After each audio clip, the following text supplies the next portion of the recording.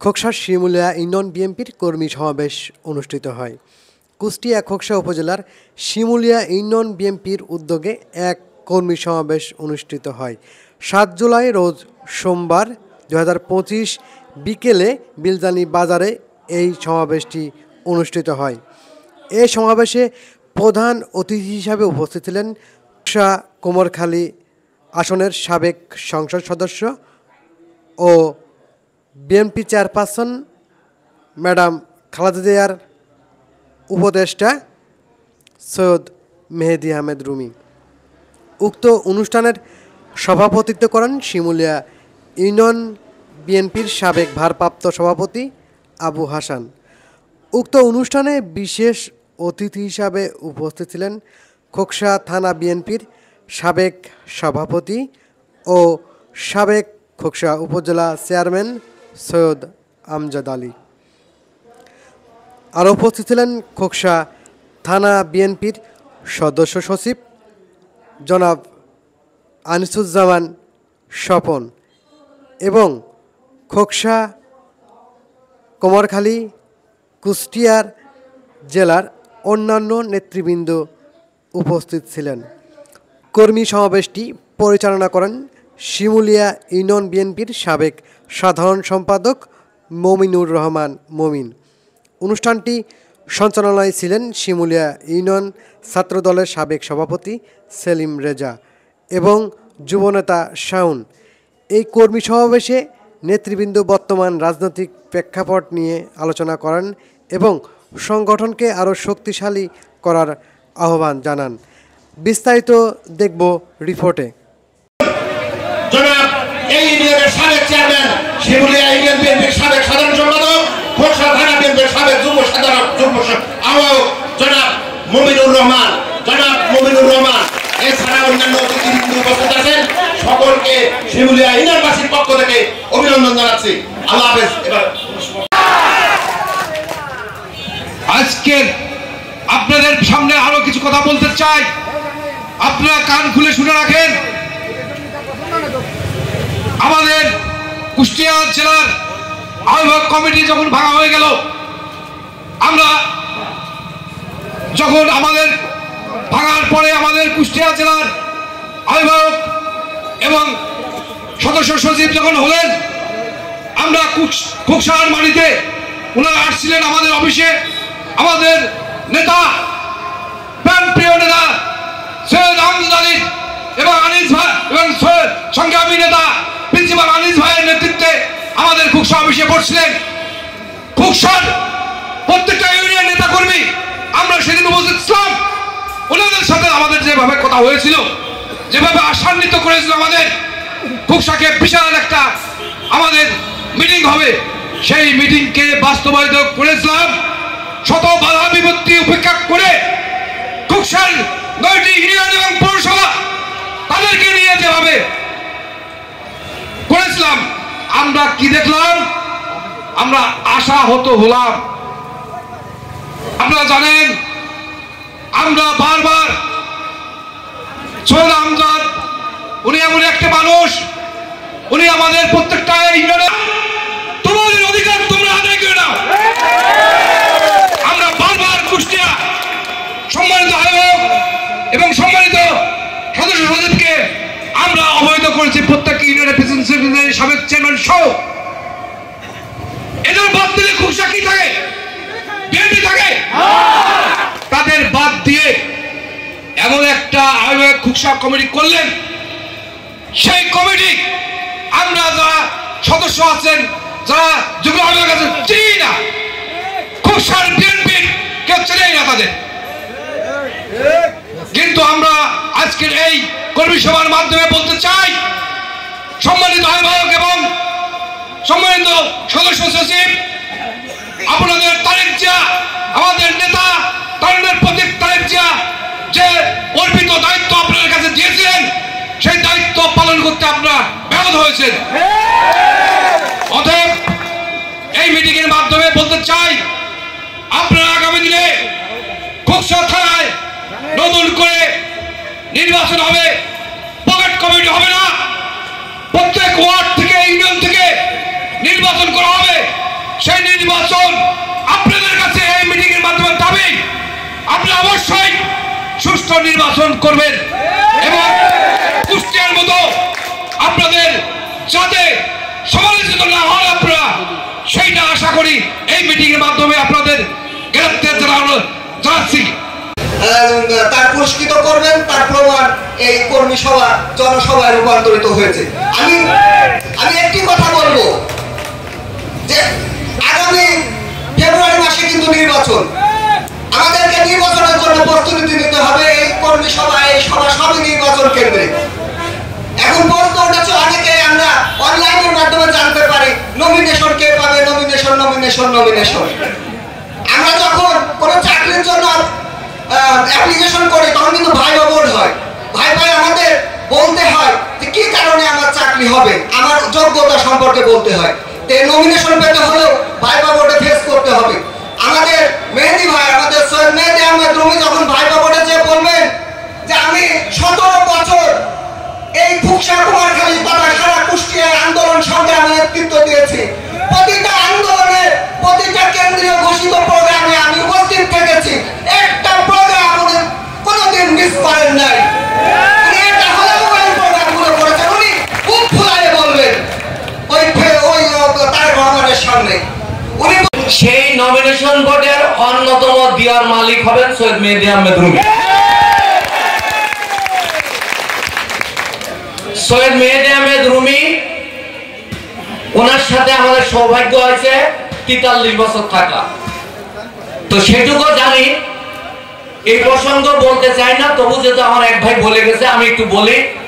1978 সালে 90 দশকে খালেদা জিয়ার হাতে পরীক্ষিত এবং প্রতিষ্ঠিত, 2007 সাল থেকে আজ অবধি তারেক রহমানের পরীক্ষিত এবং বিশ্বস্ত সৈয়দ মেহেদি আহমেদ রুমি।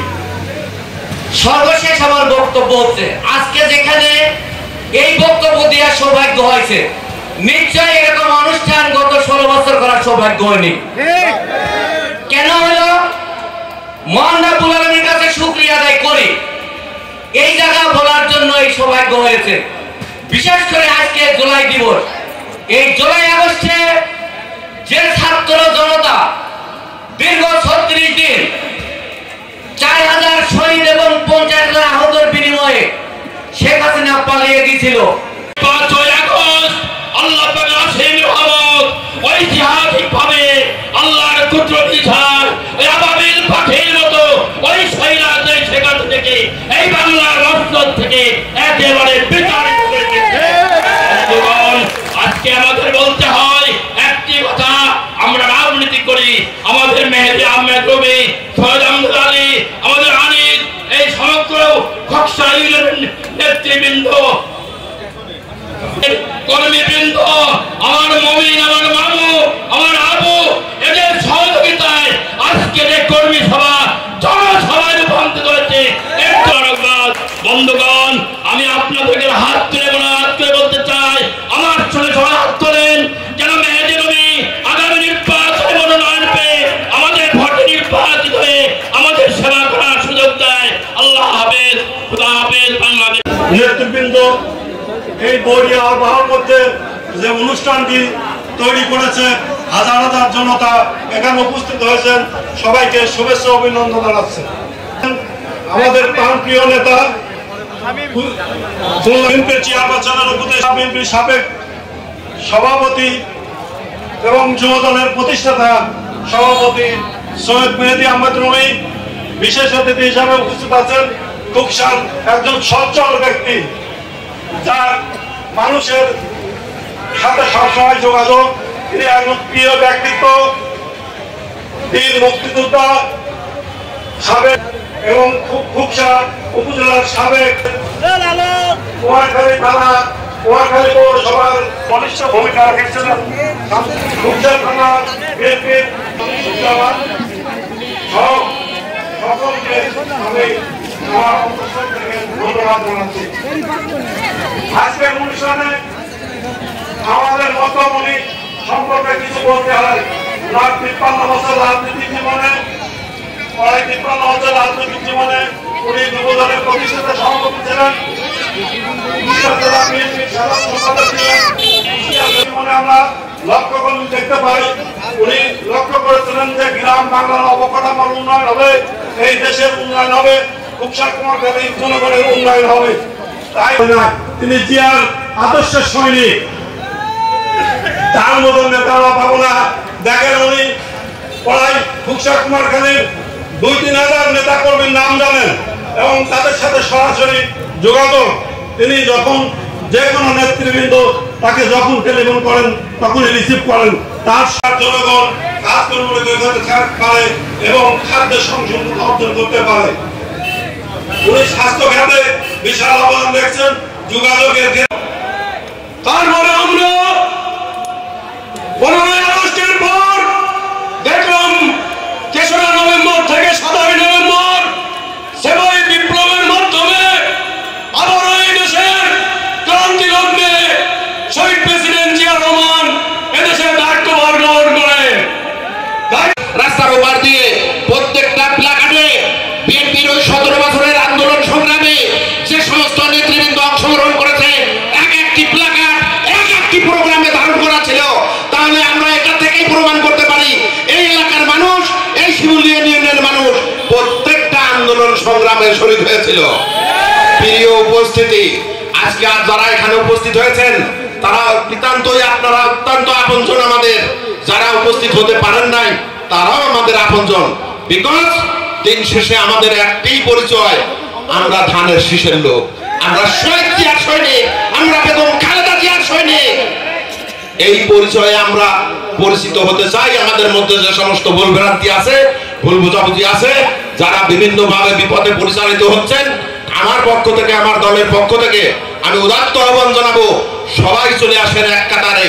এই এক কাতারে আসে ধানের শীষকে শক্তিশালী ছাড়া করা ছাড়া আমাদের রাজনৈতিক গেম করার অন্য কোন বিকল্প নাই। সুতরাং ঐক্যবদ্ধ আমাদের হতেই হবে।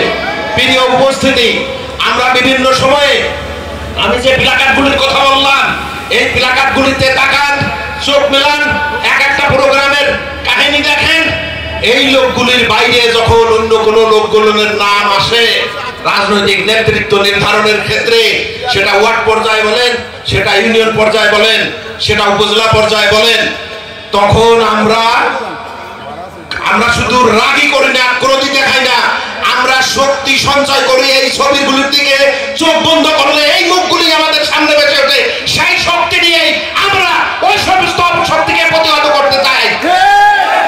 আগামী দিনে ইনশাআল্লাহ এই প্রেরণাই আমাদেরকে শক্তি দেবে, সাহস দেবে।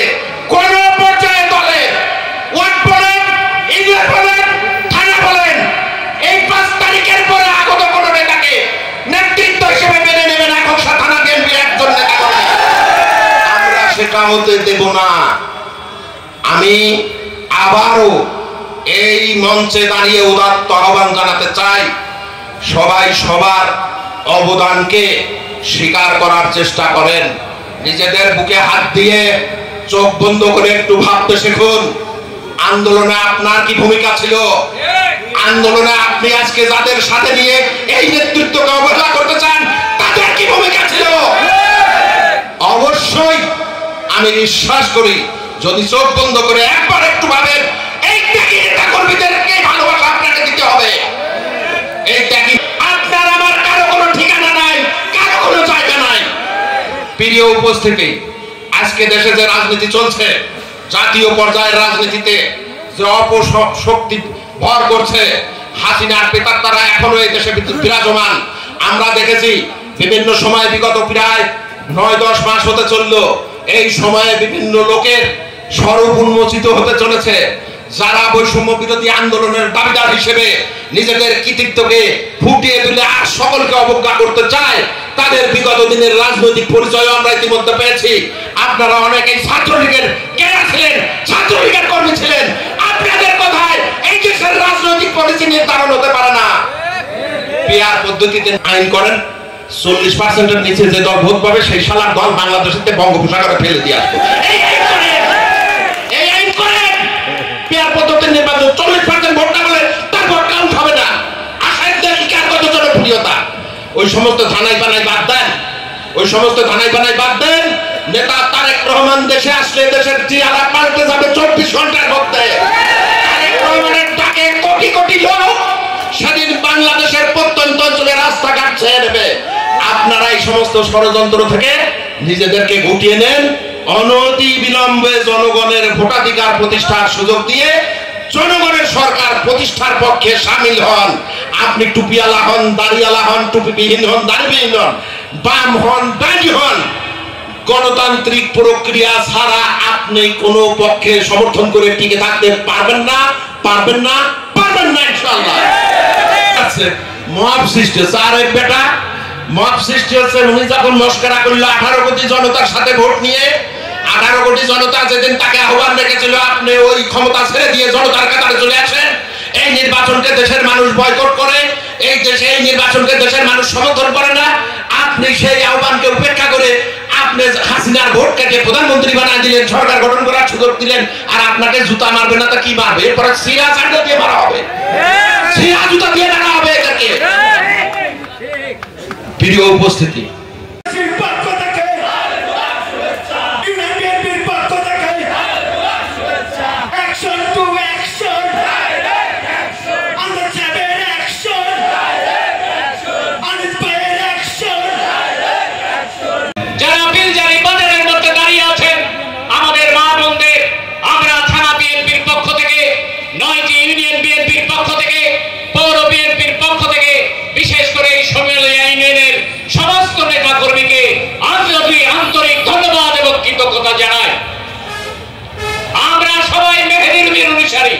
ঠিক কিনা বলে? হাত তুলে দেখান। আমরা সবাই মেহেদী রুমির অনুসারী, বানাবো বানাবো ইনশাআল্লাহ। তারপরে আমরা ঘরে ফিরবো ইনশাআল্লাহ। আমরা তার রাজপথ ছাড়িনি, আমরা 17 বছর আন্দোলনের রাজপথ ছাড়িনি, আমরা বর্তমান রাজনৈতিক প্রেক্ষাপটে আমরা ঘরে ফিরে যাইনি। আমাদের অভ্যন্তরীণ আন্দোলন অব্যাহত আছে, মেহেদী রুমিকে নিয়ে এখনো আন্দোলন অব্যাহত আছে। তার নমিনেশন নিয়ে জিতানোর আগ পর্যন্ত আমাদের এই আন্দোলন, আমাদের এই একতা, আমাদের কোনো গ্রুপিং থাকবে না। আমাদের কর্মী ভাইদের প্রতি বিনয়ের সাথে নিবেদন করতে চাই, আপনারা কেউ লাইনচ্যুত হবেন না। আমরা মা বোন সহ সকল পর্যায়ের মানুষ ধানের শীষের ভোট দেওয়ার জন্য অপেক্ষায় আছে, মেহেদী রুমির ভোট দেওয়ার জন্য অপেক্ষা আছে। মেহেদী রুমির বাইরে আমরা কোনো চিন্তা করি না।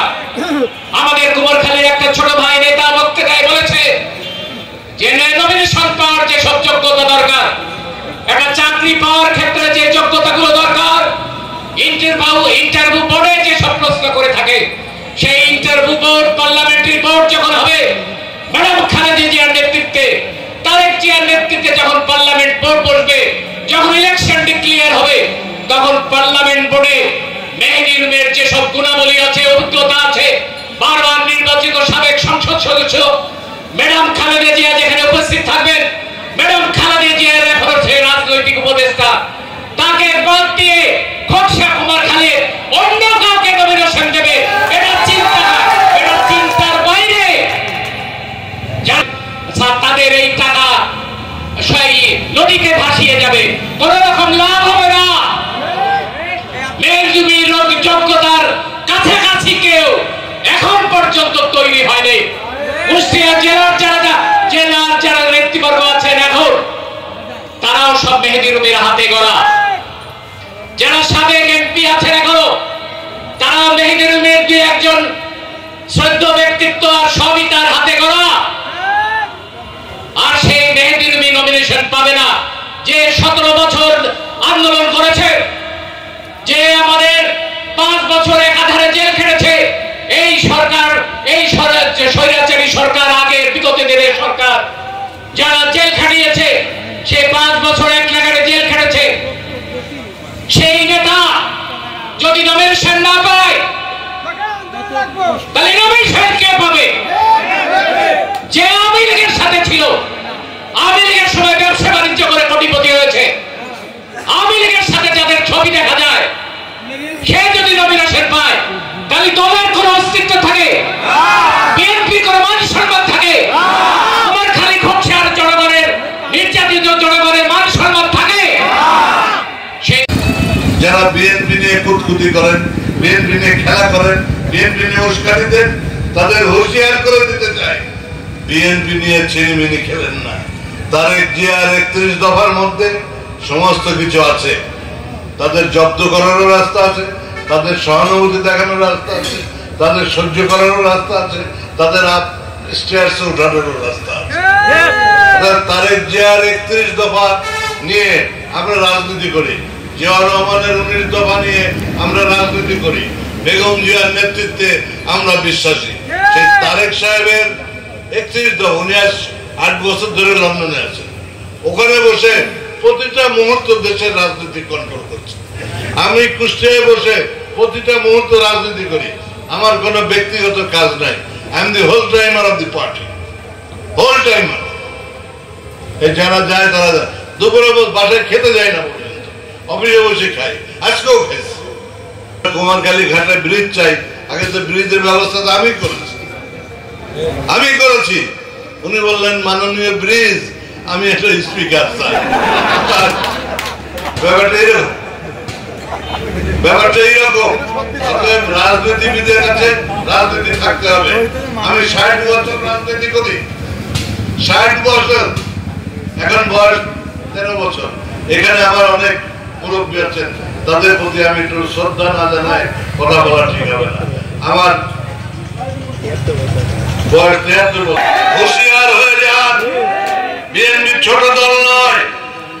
প্রত্যেকটা ওয়ার্ডে, গ্রামে গঞ্জে বিএনপির নেতা কর্মীরা আছে। কি আছে না বলেন তো? আপনি দেখেন তো আছে। এদের সাথে মোকাবেলা করবেন। আসেন, চ্যালেঞ্জ দিলাম ষড়যন্ত্রকারীদের, যারা মোকাবেলা করতে চান, আমরা মোকাবেলা করবো তাদের ইনশাআল্লাহ।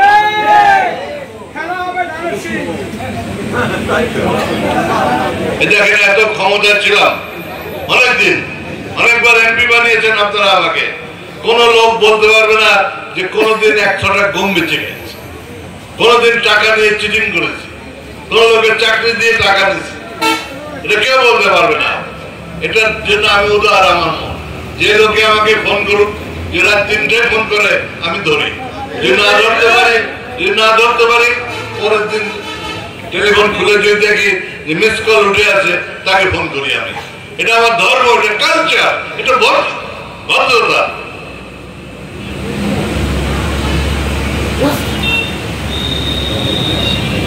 আপনি জানেন এই খোকসা থানায় এই যে রোড দেখছেন, বড় বড় গাড়ি যাচ্ছে, আমার তৈরি করা। আমার বাপের প্রস্তাব ছিল, রাস্তা আমি তৈরি করেছি। গড়াই নদীর উপর সেতু আমি তৈরি করেছি।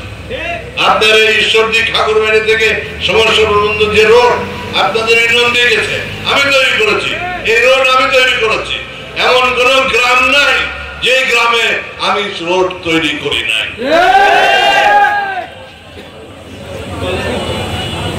আর যে সমস্ত বাদ আছে, সেটা ইনশাআল্লাহ আগামী দিনে সুযোগ পেলে আমি সে কাজ সমাপ্ত করবো ইনশাআল্লাহ। অনেকে বললেন এই আপনার বন্ধ করে দিচ্ছিল আওয়ামী লীগ গভর্নমেন্ট।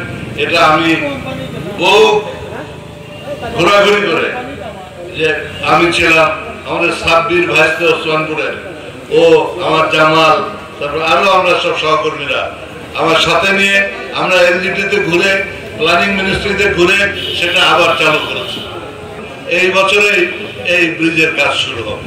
বিদ্যুৎ নাই, বলেন তো দেখি কোন গ্রামে বিদ্যুৎ নেই? এটা আমি করেছি। এমনকি চরসাদিপুর পদ্মার উপরে, পাবনা ল্যান্ডের সঙ্গে, আপনি এখানে পদ্মা যাবেন, পদ্মা পার হয়ে পাবনা পাবেন, পাবনার ওই সাইডে সিরাজঘাট পার হলে এন্টায়ার ইউনিয়নটা আমাদের, কুমারখালী থানা। অনেক ষড়যন্ত্র আমরা কোনো কেয়ারও করি না, ভয়ও পাই না। বিএনপি কোনো ভিতুদের দল না, বিএনপি একটা শক্তিশালী সাহসী লোকের দরকার, দেশপ্রেমিক লোকের দরকার। বিএনপি সব দেশপ্রেমিক। বিশেষ করে আমার মা বোনরা এখানে আছেন, আপনারা কিন্তু অক্ষরে অক্ষরে পালন করবেন ইনশাআল্লাহ। আমি আপনাদের বলছি, সেটাই হলো মা বোনরা হয়তো 50 জন আসছেন এখানে, কিন্তু সবাই 100 জন আসছেন, কিন্তু সবার বাড়িতে মা বোনরা আছেন, ঠিক আছেন না? আপনারা বাড়ি যেয়ে মিটিং শেষে বাড়ি যাবেন, বাড়ি যেয়ে আপনারা মা বোনদেরকে বলবেন তোমাদের সাবেক এমপি তোমাকে সালাম দিয়েছে, কি বলবেন তো? ওটা হাত তুলে দেখা দিচ্ছে, হাত তোলেন। তবে আল্লাহ যদি রহমত থাকে, আপনার যদি দোয়া থাকে, ইনশাআল্লাহ বিএনপির নমিনেশন আমি পাবো, আমি পাবো, আমি পাবো।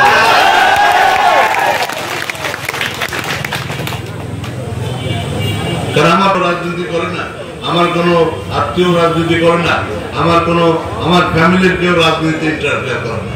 আমার ফ্যামিলি এরা, আপনারা সব, আমার শক্তি আপনারা। আমার গুন্ডা পান্ডার দরকার নাই, এই সাধারণ মানুষকে আমি গুন্ডা পান্ডা জব্দ করব। রাজি আছেন তো? ইনশাআল্লাহ।